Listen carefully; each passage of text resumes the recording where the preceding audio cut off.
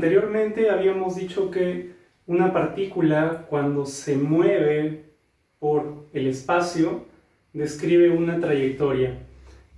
Claramente en el mundo físico, esas trayectorias que describen las partículas no pueden ser de cualquier forma.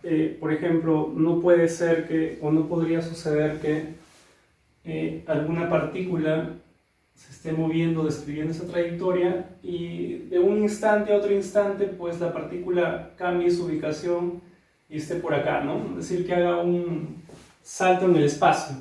Ese tipo de cosas no ocurren en la realidad, ¿no? Tampoco podría ocurrir, como vamos a comentar un poquito más luego, de que la partícula cambie abruptamente su velocidad, ¿no?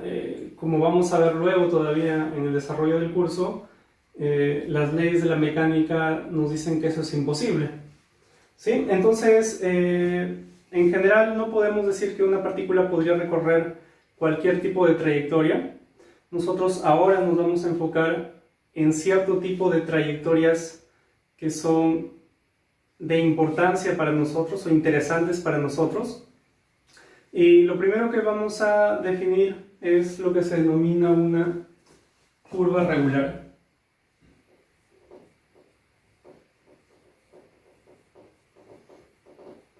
Vamos a decir lo siguiente: una curva regular es una curva en el espacio, o si quieren también una trayectoria, la cual puede ser descrita matemáticamente en forma paramétrica a través de un parámetro cualquiera, ¿no? Eso significa que podemos describir la ubicación de cada uno de los puntos de la trayectoria utilizando un parámetro. Entonces, para nosotros poder describir la ubicación de un punto cualquiera, de una trayectoria, lo podemos hacer utilizando sus coordenadas x, y, z, ¿no? Entonces, la curva regular puede ser descrita como esas funciones x, y, z, funciones de algún parámetro, ¿no? Esas funciones nos van a decir cómo es que cambian las coordenadas de un punto de la trayectoria conforme cambie el parámetro. Y las vamos a escribir de la siguiente manera: un conjunto de tres funciones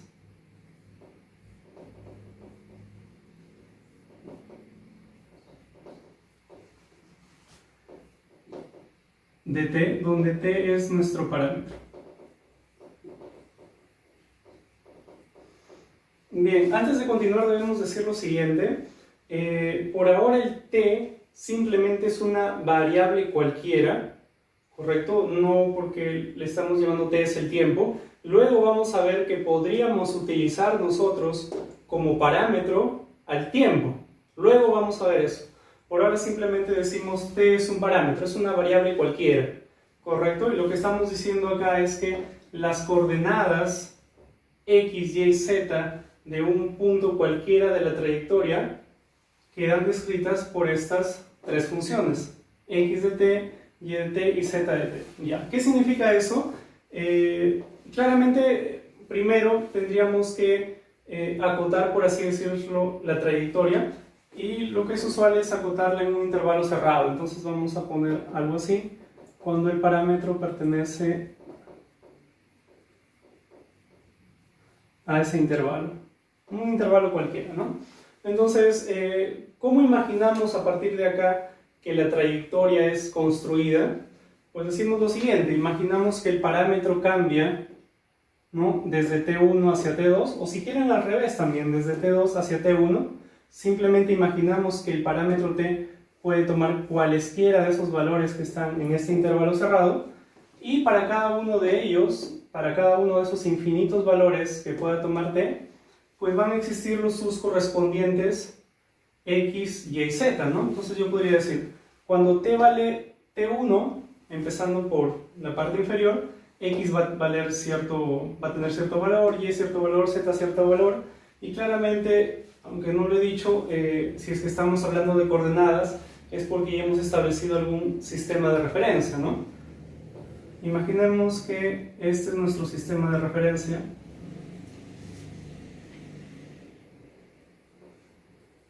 diríamos. Cuando t vale t1, x vale tanto, y vale tanto, z vale tanto, los cuales los tres en conjunto definen un punto, el de acá. Luego t va cambiando, t ahora ya no vale t1, sino vale un poquito más, ¿no? X va a tener otro valor, y otro valor, z otro valor, y se definirá otro punto, ¿no? Así sucesivamente y así infinitamente para todos los puntos que existen en el intervalo, pues lo que yo voy a tener, o lo que podemos imaginar que vamos a tener, es algo así, ¿no? Ya, ¿por qué digo imaginar? Porque para que nos quede algo así como lo que yo estoy dibujando, todavía necesitamos restringir un poco estas funciones, porque hasta el momento uno puede imaginar funciones cualesquiera, ¿no? En particular uno podría imaginar una función discontinua, por ejemplo, x de t no es tiempo, parámetro, no, hay que ponerlo muy claro, no es tiempo, podría eventualmente ser el tiempo, pero no lo es en general. Una función discontinua es, por ejemplo,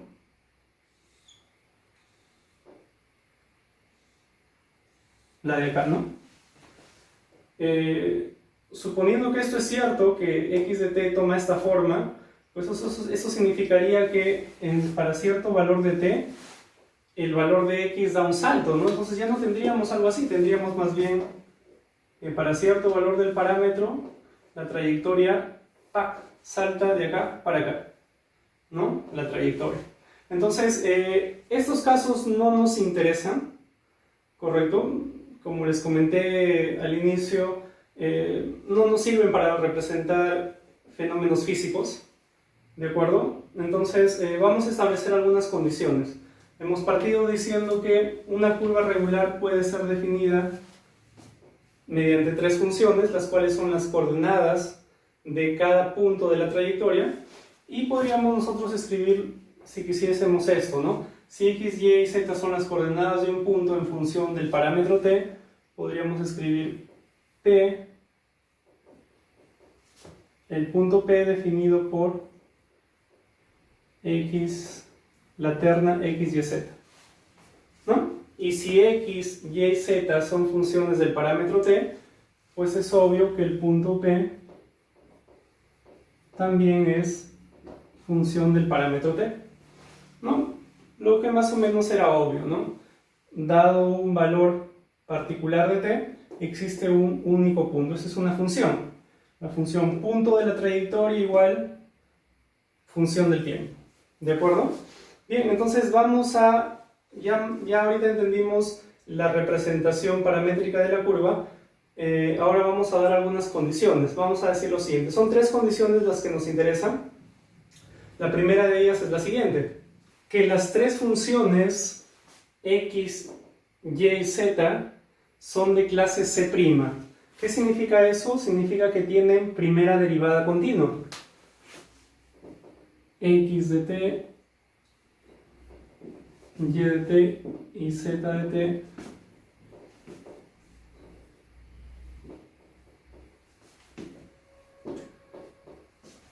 en el intervalo,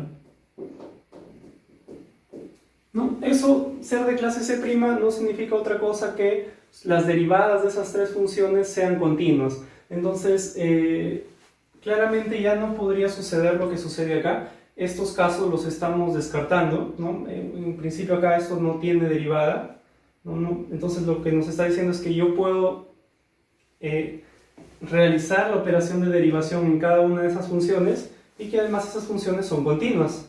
Esa es la primera condición, ¿no? La primera condición. ¿Qué significado podría tener eso? ¿Qué importancia podría tener eso?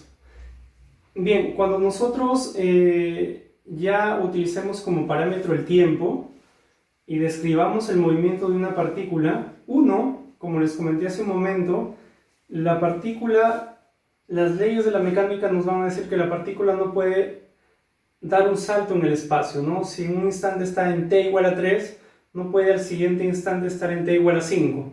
Tiene que haber una continuidad en la función distancia o posición, ¿no? Bien, lo que vamos a ver también en su momento es que la velocidad de una partícula en cualquier dirección no puede tampoco cambiar abruptamente, es decir, nosotros no podríamos tener,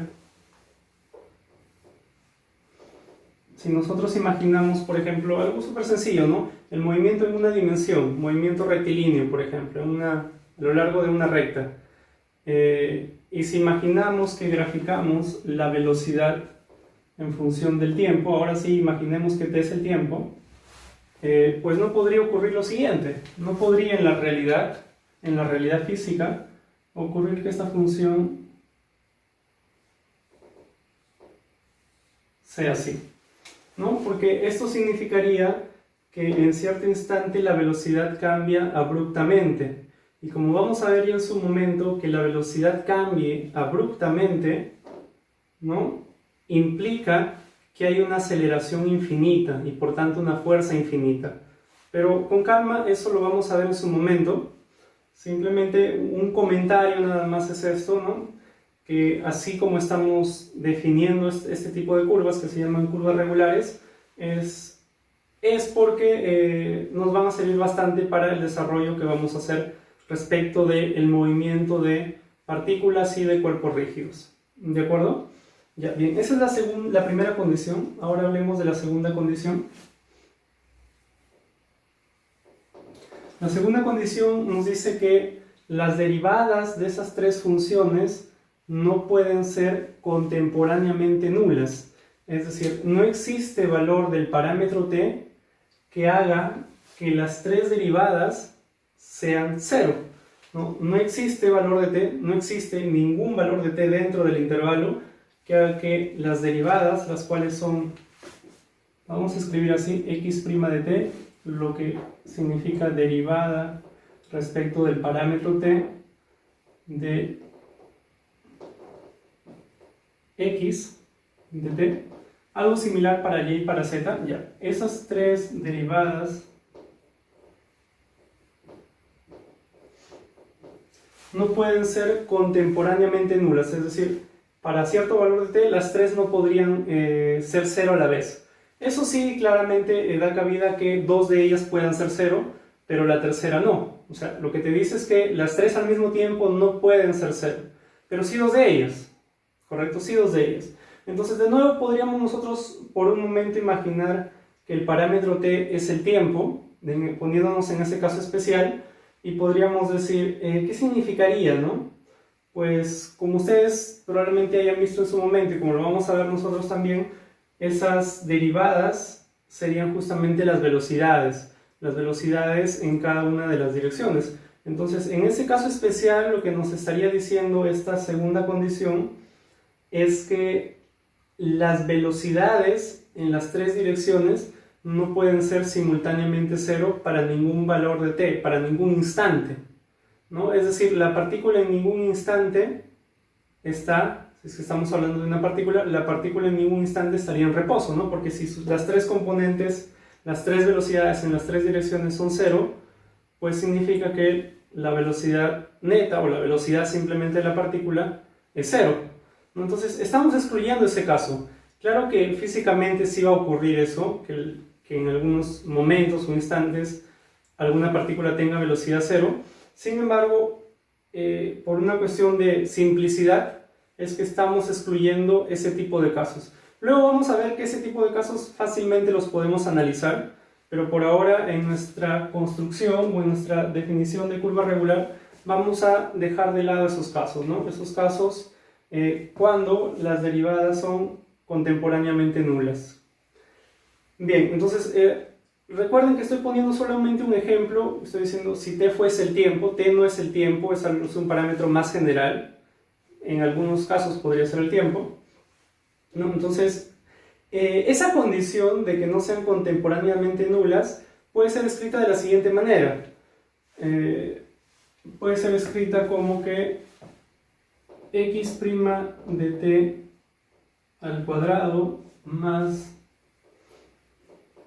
y' de t al cuadrado más z' de t al cuadrado, si no son x' de t, y' de t y z' de t, contemporáneamente nulas para ningún valor de t, pues significa que siempre esta cantidad, ¿no?, tiene que darnos algo positivo, ¿no? Porque si esto, las únicas opciones de una suma de 3 cosas al cuadrado o de cosas al cuadrado es que o nos da 0 o nos da algo mayor a 0, ¿no?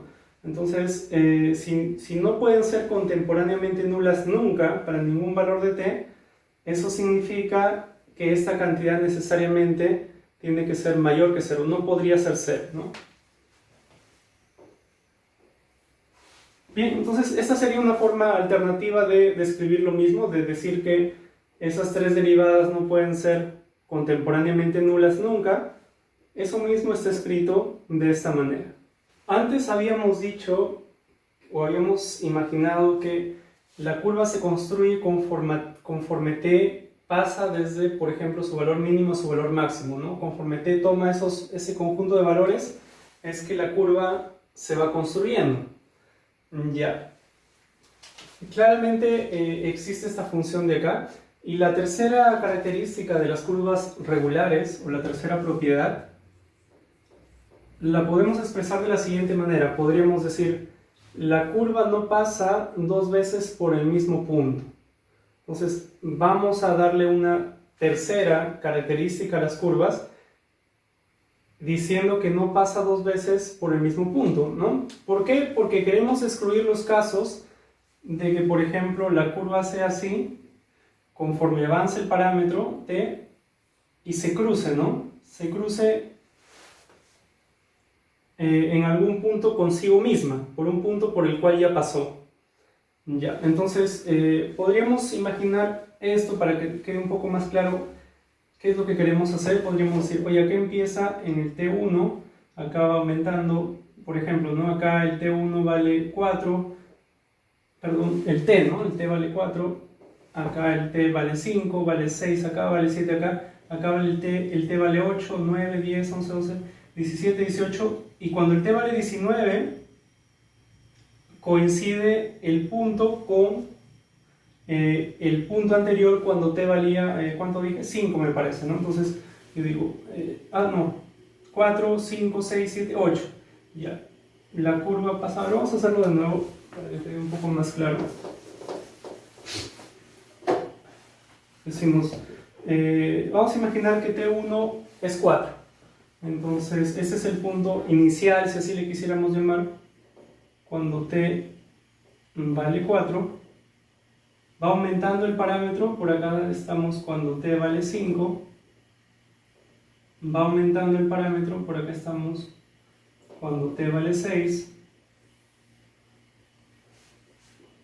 por acá estamos cuando t vale 7, t vale 8, t vale 9, t vale 10, y cuando t vale 11, la curva justo ahí se cruza consigo misma, ¿no? Y por acá de repente estará cuando t vale 12. ¿Sí? Entonces, lo que estamos tratando de describir acá es que para 2 valores diferentes del parámetro, t7 y t11 en este ejemplo, el punto es idéntico, ¿no? El punto es idéntico.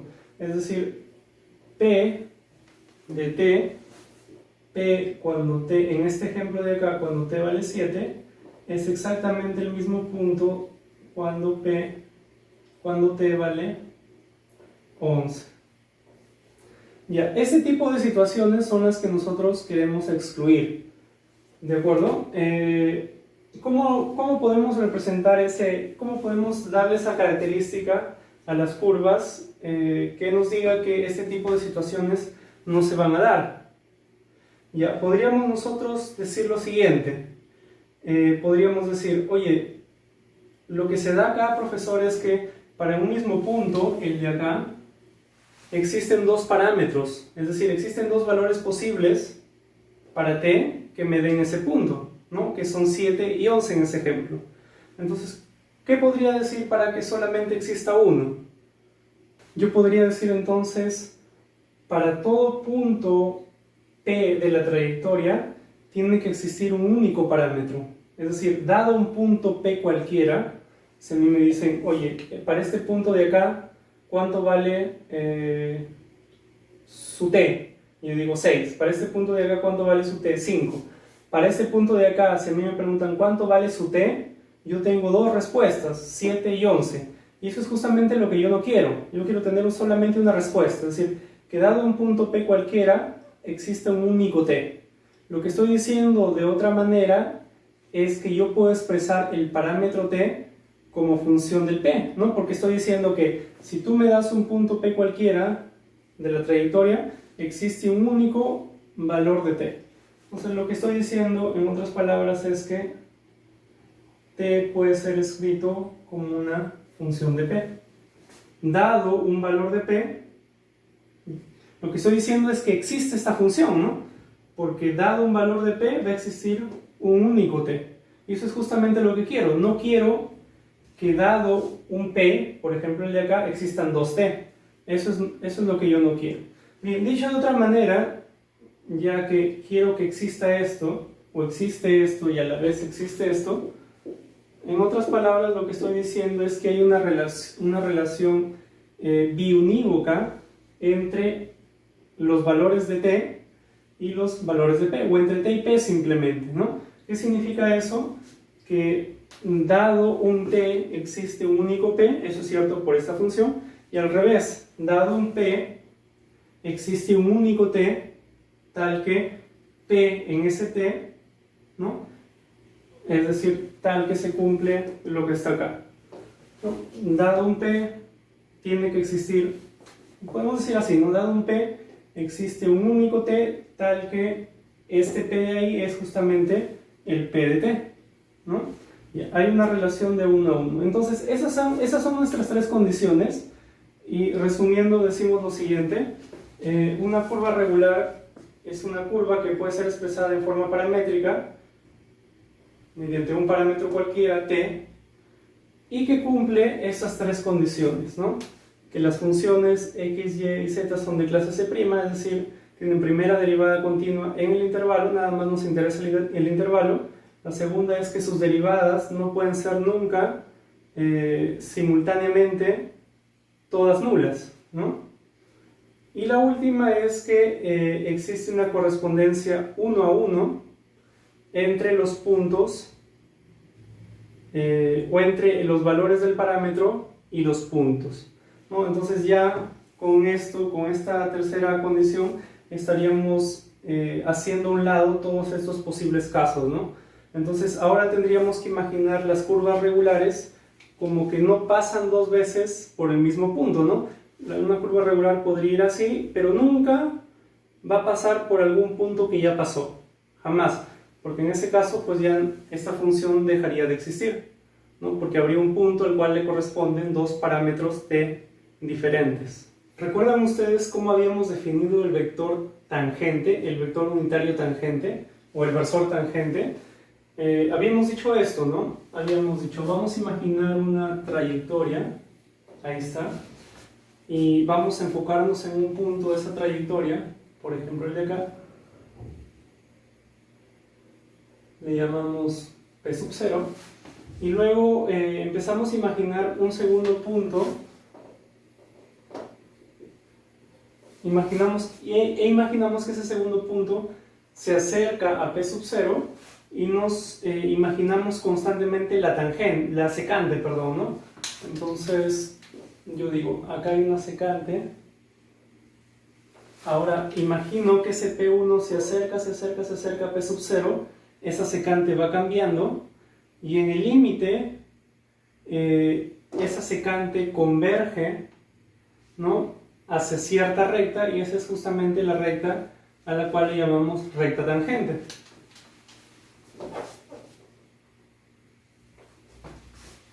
Estaría más o menos así. Ya, esa es la recta tangente nada más. Luego de que nosotros definimos eso, hablamos ya del versor tangente y dijimos lo siguiente: vamos a establecer un sentido arbitrario en la trayectoria y a partir de ahí vamos a escoger o definir nuestro versor tangente, ¿no? Y tenemos claramente siempre dos opciones: este sentido, así, o el sentido contrario.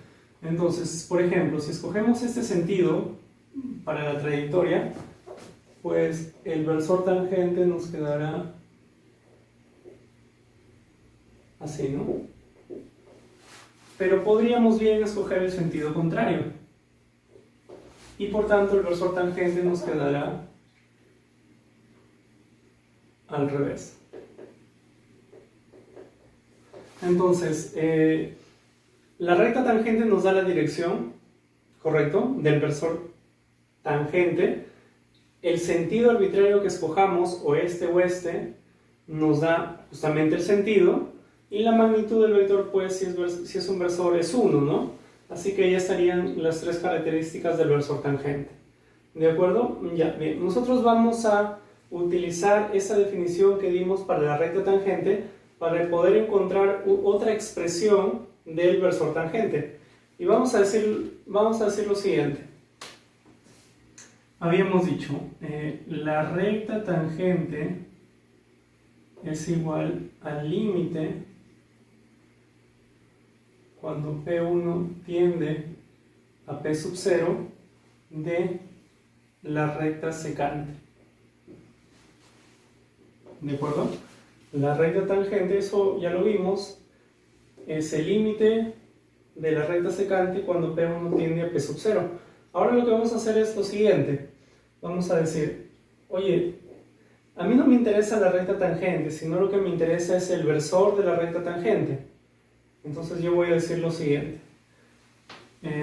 El versor de esa recta tangente, ya que la recta tangente es el límite de la recta secante cuando P1 tiende a P sub 0, pues yo podría decir lo siguiente. La dirección, mira, acá estoy diciendo la recta, ¿no? Ahora podría decir, la dirección de la recta tangente es el límite de la dirección de la recta secante cuando P1 tiende a P sub 0. O podría decir también lo siguiente. El versor unitario o el versor de la recta tangente va a ser igual al límite del versor de la recta secante cuando P1 tiende a P sub 0. ¿Por qué es que puedo decir eso?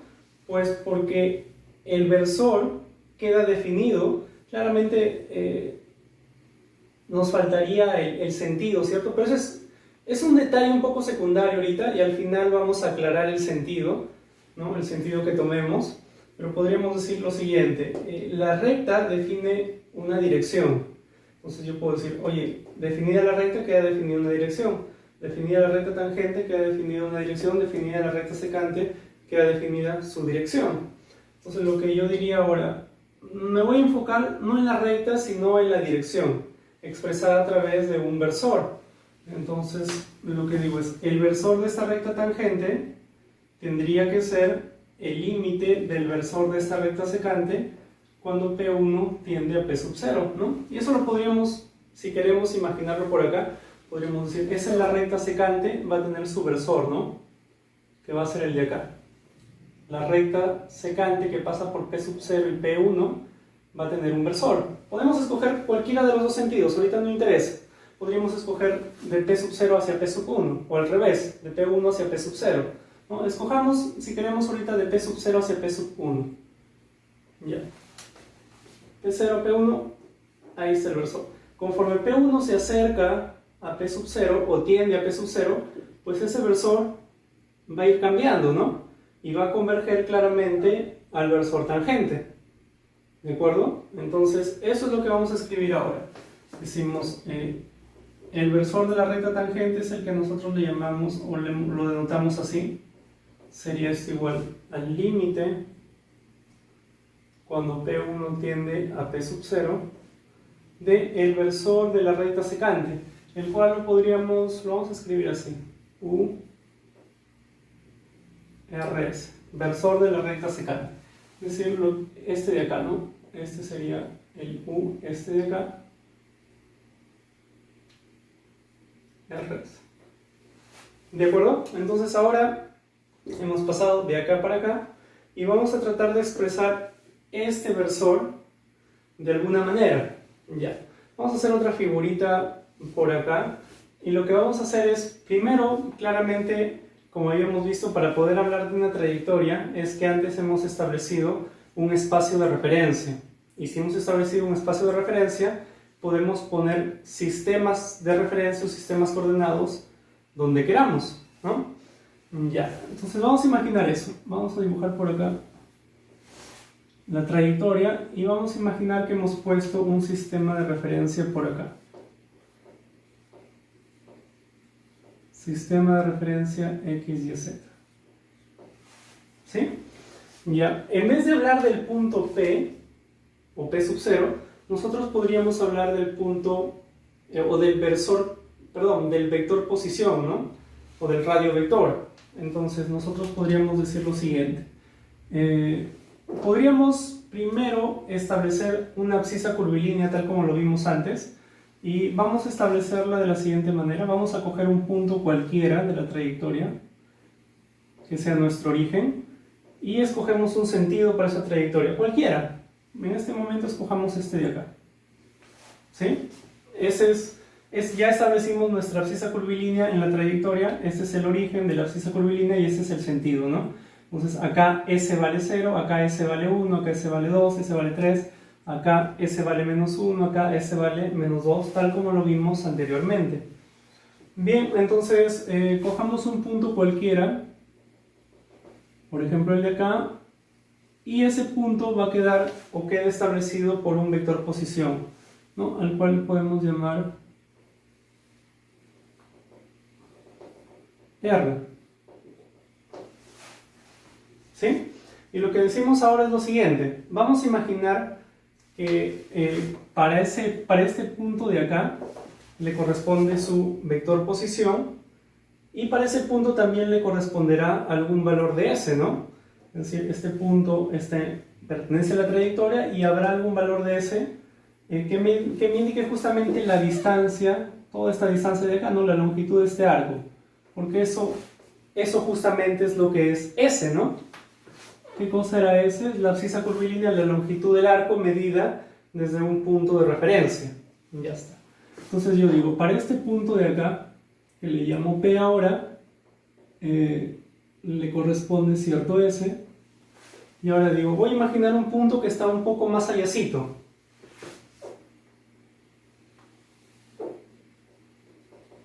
Este punto de acá, ¿no? Y voy a decir que la diferencia que le voy a llamar R'.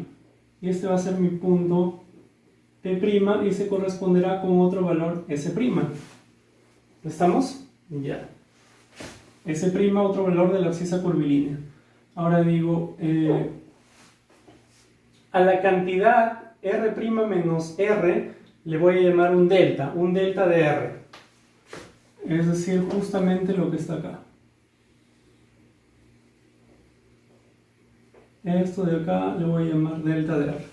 Entonces, ¿qué es el delta de R? Es lo que cambia R, ¿no?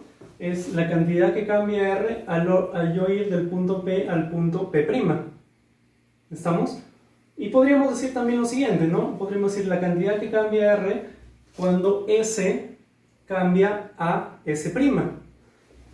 Y S va a cambiar S' también en cierta cantidad que le podríamos llamar un delta, ¿no? Por tanto, podríamos escribir ahora lo siguiente. Primero, delta de R es R' menos R. Y podríamos escribir delta de S va a ser S' menos S.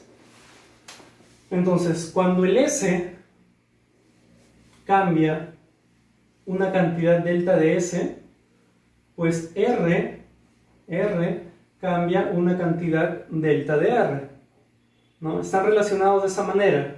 Cuando la abscisa curvilínea de S cambia en esta cantidad, pues el R, el vector posición del punto P, cambia en la cantidad delta de R, ¿de acuerdo? Ya, lo que queremos hacer ahora es tratar de relacionar eso con este versor. Es el versor unitario de la recta secante. Y ahora nuestros puntos que hemos puesto acá, P y P', serían como si fuesen el P sub 0 y el P1. ¿De acuerdo? Acá en esta gráfica. Entonces P y P' son como el P sub 0 y el P1. Entonces yo diría, ¿cómo puedo expresar, según los elementos que están acá, este versor? Es el versor de la recta secante, ¿no? La recta secante de P a P' sería justamente esta que está acá, ¿no? Esa es la recta secante. Entonces, el versor de esa recta secante, pues fácilmente lo podemos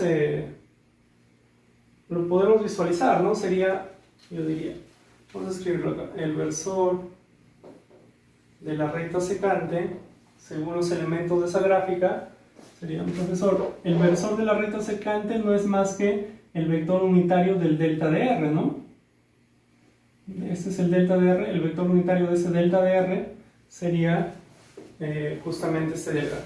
Entonces, ¿cómo hallamos el vector unitario de cualquier vector? Simplemente lo dividimos entre su magnitud. Tendríamos, por tanto, que esto es delta de R entre magnitud de delta de R. ¿De acuerdo? Ya. Ahora vamos a decir lo siguiente. A nosotros lo que nos interesa es llevar este U sub RS a un proceso, llevarlo a un proceso de límite, ¿de acuerdo? Y podríamos hacer lo siguiente, vamos a multiplicar esta cantidad por el delta de S y dividirlo entre delta de S, es decir, multiplicarlo por 1, y escribimos lo siguiente, el versor tangente es igual a límite, claro, ya no sería utilizando los elementos de ya, cuando P1 tiende a P sub 0, podríamos ponerlo cuando P' tiende a P, o también podríamos ponerlo así, ¿no? Porque cuando P' tiende a P, la cantidad delta de S tiende a 0. Entonces, este límite P1 tiende a P sub 0, P' tiende a P, es equivalente a decir cuando delta de S tiende a 0. Ya, de U, el cual tenemos por acá, delta de R, magnitud,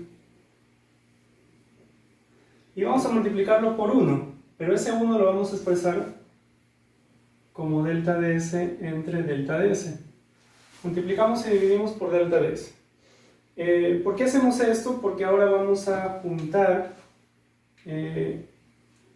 vamos a juntar estos dos y los otros dos que nos quedan, ¿no? Y escribiríamos lo siguiente.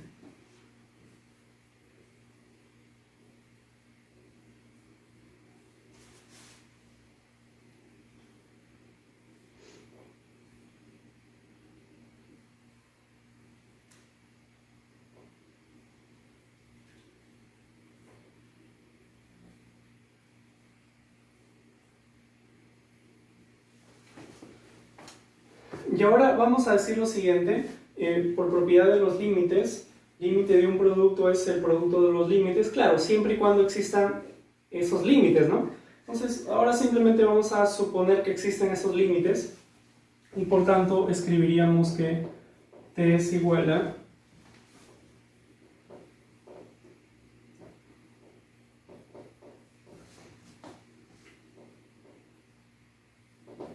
delta de R entre delta de S por el límite, también cuando delta de S tiende a 0,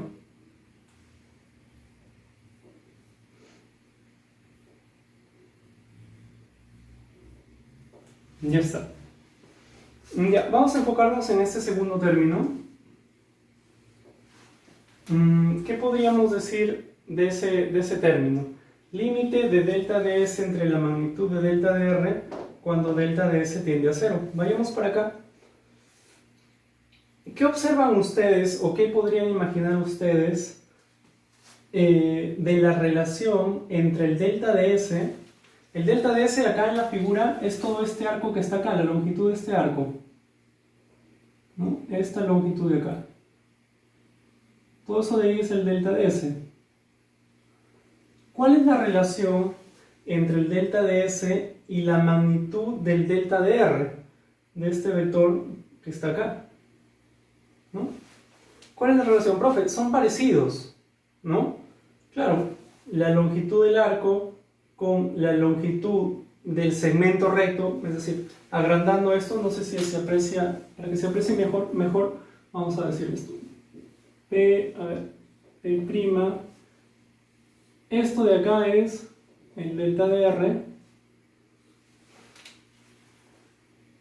y la longitud de este arco es el delta de S. ¿no? Lo que les estoy preguntando es cuál es la relación entre delta de S y la magnitud de delta de R, ¿no? La magnitud de delta de R, ¿qué es? A ver si yo digo, delta de S es toda esta longitud, la magnitud de delta de R es toda esta longitud, ¿no?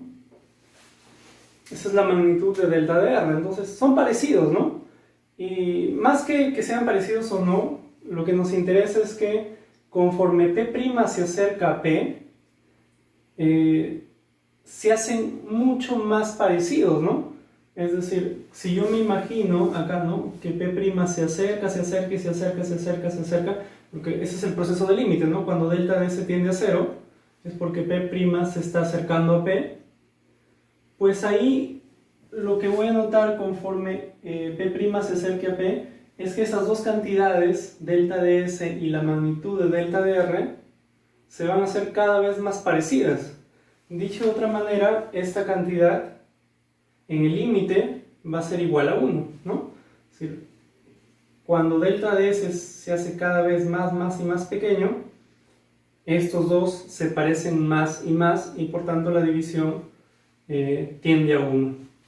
¿De acuerdo? Entonces esto es simplemente 1. Por tanto tendríamos lo siguiente. Versor tangente es igual límite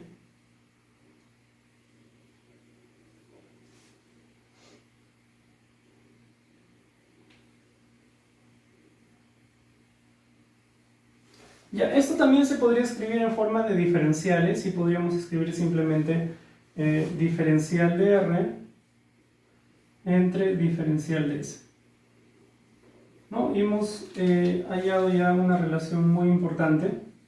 Y ahora vamos a analizar un poquito sobre el sentido del versor tangente. Primero, acá nada más tratemos de visualizar cuál es el sentido del versor tangente en la gráfica. Ya, vamos a imaginar lo siguiente. Esto, si imaginamos lo contrario, también llegamos a lo mismo, solo estamos eligiendo un camino, ¿no? Vamos a imaginar que el delta de S es positivo, tal como hemos tratado de dibujarlo ahí, ¿no? Porque ahí hemos dibujado la abscisa curvilínea que empieza acá y su sentido positivo es así. Entonces, en la gráfica el delta de S es un positivo, el cambio en S, ¿no? Ya. Si nosotros imaginamos que es un negativo, vamos a concluir lo mismo. Entonces, ya les dejaría como tarea que ustedes hagan eso, ¿no? Ya, entonces, tal cual está en la gráfica, decimos el delta de S es una cantidad positiva. Dicho de otro modo, el punto P, tal como está definido claramente, ¿no? Delta de S es S' menos S, es decir, el punto P' está más lejos en el sentido positivo que el punto P, ¿no? En la abscisa curvilínea, está más allá, ¿no? La abscisa curvilínea, el S está aumentando así y el punto P' está más allá. Por tal razón es que el delta de S es una cantidad positiva. Si el punto P' estuviera por acá, pues el delta de S sería negativo, ¿no? Porque tal como lo estamos definiendo, el S' sería menor que el S. Ya. Así como está acá en la figurita, el S' es mayor que el S, el P' está más lejos, por así decirlo, del origen, y por tanto esto es positivo. Ya. Tengo la división de un vector entre un escalar positivo, ¿no? Entonces, ¿qué me da si yo divido un vector entre un escalar positivo? Profesor, me da otro vector que tiene la misma dirección y profesor, ya que está dividido entre un positivo, también tiene el mismo sentido. Si yo lo dividiese entre un negativo, me saldría un vector con el sentido contrario, ¿no? Pero como es positivo, me sale un vector que tiene el mismo sentido que el delta de R. Es decir, el cambio en R al ir de P a P'. Es decir, así, ¿no? Así. Entonces, nos damos cuenta que el versor tangente, primero, ¿no? Antes de ir al versor tangente, que delta de R entre delta de S tiene el sentido de la abscisa curvilínea S que definimos nosotros, ¿no? Tiene justo ese sentido, es decir, así, ¿no? Ese es el sentido de delta de R entre delta de S. Cuando nosotros realicemos el proceso de límite, ese sentido no va a cambiar, ¿no? Cuando realizamos el proceso de límite, esa cantidad delta de R entre delta de S ese vector se va a mover, ¿no? Conforme el punto P' se acerca al punto P, se va a mover un poquito, ¿no? Va a girar un poquito, por así decirlo. Pero el sentido no va a cambiar, va a ser en el sentido de la abscisa curvilínea. Por tanto, el versor tangente que nos quede luego del proceso de límite, pues va a tener el sentido que establecimos nosotros arbitrariamente para la abscisa curvilínea, ¿no? Ya. Si nosotros hubiésemos elegido el sentido contrario, es decir, si nosotros hubiésemos elegido ese sentido para la abscisa curvilínea, ¿para dónde apuntaría el versor tangente? Pues es claro que si escogemos esto al revés, pues esto iría para acá, ¿no? Todo se invertiría y rápidamente concluiríamos que el versor tangente tendría el sentido contrario al que hemos encontrado ahorita, ¿no? Ahorita hemos encontrado que el versor tangente tiene el sentido de la abscisa, por tanto sería algo así. Pero si es que escogemos la abscisa al revés, nos quedaría el vector contrario, ¿no? Entonces, muy importante, correcto, importante, T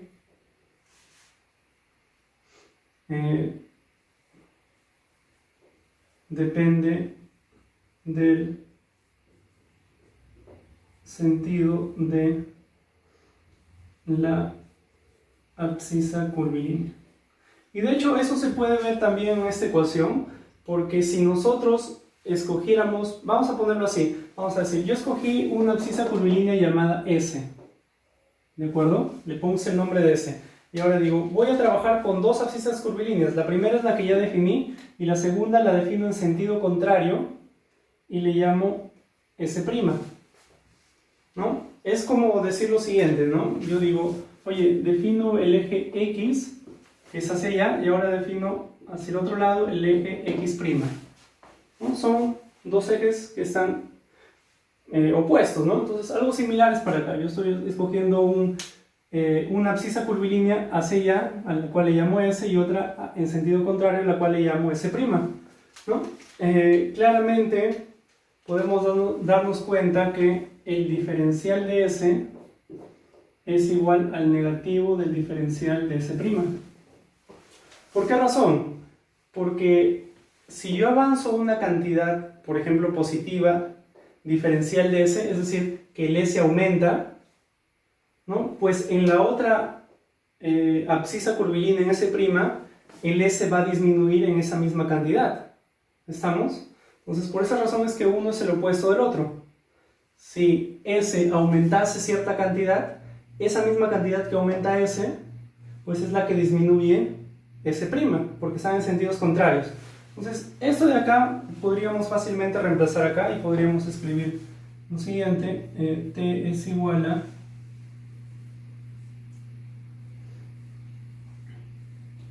menos, y el menos lo pasaríamos para el otro lado, ¿no? Diríamos, por tanto, menos T es igual a dr entre ds'. Y este de acá, esto que está acá, sería justamente el versor tangente cuando nosotros utilizamos la abscisa curvilínea S'. Es decir, cuando nosotros utilizamos la abscisa curvilínea S, el versor tangente es el que tenemos acá. Y cuando nosotros, esta misma ecuación, esta es una ecuación general que vale para cualquiera. A lo mejor lo vamos a poner de otra manera para que se entienda mejor. Vamos a decir esto. Esta es una ecuación general, que esta ecuación es válida si yo escojo el S o si escojo el S', ¿no? Entonces yo digo esto. Ya, esta ecuación la voy a aplicar al caso de que yo escoja en vez de S, S'. Y en ese caso al versor tangente le voy a llamar T'. Entonces yo digo, voy a ponerlo así, cuando yo escojo S como abscisa curvilínea, obtengo que el versor tangente es igual a dr entre ds. Pero si yo digo, si ahora escojo que otra abscisa curvilínea S', pues yo tendría un versor tangente diferente que le voy a llamar T', que sería diferencial de R entre diferencial de S'. Simplemente estoy aplicando esta ecuación general a la abscisa particular S', ¿no? Y ahora, según esta relación de acá, pues eso sería diferencial de R entre menos, por tanto tendría que T' es igual a menos dr entre ds es justamente t. Y ya está, llegamos a la misma conclusión, ¿no? ¿Cuál es esa conclusión? De que el versor tangente, cuando yo escojo la abscisa curvilínea en sentido opuesto al anterior, pues el versor tangente me salió el opuesto al versor tangente que yo encontraría, ¿no? Entonces, si yo utilizando la abscisa curvilínea S encuentro un vector tangente t, cuando utilice una abscisa curvilínea que tenga el sentido contrario, pues encontraré que el versor tangente es el opuesto al que encontré inicialmente. Bien, entonces, según lo que hemos deducido nosotros, hemos hallado una expresión para el versor tangente, la cual utiliza la abscisa curvilínea. Y lo que nos hemos dado cuenta es que dependiendo del sentido que escojamos para la abscisa curvilínea, pues nos saldrá un versor tangente o su versor tangente o el opuesto, ¿no? Ya, lo que vamos a hacer para terminar esta parte es tratar de asociar esto que hemos encontrado con la definición que dimos inicialmente del versor tangente. Nosotros dijimos lo siguiente, ¿no? Ya, antes que quede claro, el versor tangente tiene el sentido escogido para la abscisa curvilínea, ¿no? Si yo escojo el S, así con este sentido hacia allá, pues hacia allá me sale el versor tangente. Si escojo el contrario, el versor tangente me sale en sentido contrario. Entonces, el versor tangente tiene el sentido que yo escojo para la abscisa curvilínea. Ya está. Y cuando nosotros dimos la primera definición de versor tangente, dijimos, oye, el versor tangente es el vector unitario de la recta tangente y el sentido está dado por un sentido arbitrario que nosotros demos a la trayectoria. Eso es lo que dijimos. No dijimos, oye, podemos dar este sentido o el sentido contrario. Entonces ahora lo que vamos a hacer es tratar de unir ambas cosas, diciendo simplemente lo siguiente, que cuando en ese momento nosotros dijimos que vamos a asignar un sentido arbitrario a la trayectoria, lo que estuvimos diciendo es que vamos a establecer un sentido para la abscisa curvilínea, ¿no? Entonces esa sería la única forma de que ambas definiciones de tangente, la que vimos primera, bueno, eso no sería una definición, sino ya sería algo que nosotros hemos encontrado, ¿no? Basado en la abscisa curvilínea, ¿no? Para que sean congruentes esto que hemos encontrado con lo que dijimos nosotros inicialmente del versor tangente, pues tendríamos ahora que decir lo siguiente. Vamos a orientar el versor tangente según el sentido de la abscisa curvilínea. Entonces, cuando nosotros dijimos anteriormente vamos a asignar un sentido arbitrario a la trayectoria, lo que vamos a decir ahora es vamos a establecer un sentido para la abscisa curvilínea. Entonces, diríamos, si yo establezco, no necesito en verdad, que quede claro, establecer un origen para la abscisa curvilínea, únicamente me interesa el sentido, ¿no? Yo escojo ese sentido y por tanto el versor tangente es así, ¿no? Igual, eso cumple con esta relación que habíamos encontrado. Y ahora diría, si yo escojo el sentido contrario, lo que estoy diciendo es que el sentido de la abscisa curvilínea, voy a llamar S', lo escojo al revés y el versor tangente será al revés. Entonces, si hacemos eso, ya ambas cosas serían idénticas, ¿no? Serían idénticas. Antes simplemente habíamos dicho, escogemos un sentido arbitrario, y ahora cuando ya hemos expresado el versor tangente en función de S, pues lo que tenemos que decir es que ese sentido arbitrario que escogemos tiene que ser justamente el sentido de la abscisa curvilínea. ¿De acuerdo? Entonces, cuando decimos, oye, escoge un sentido arbitrario en esa trayectoria, lo que tienes que imaginar es que escoges un sentido para la abscisa curvilínea. Y siempre Siempre en general va a ser arbitrario, tú vas a poder escoger este de acá o el opuesto.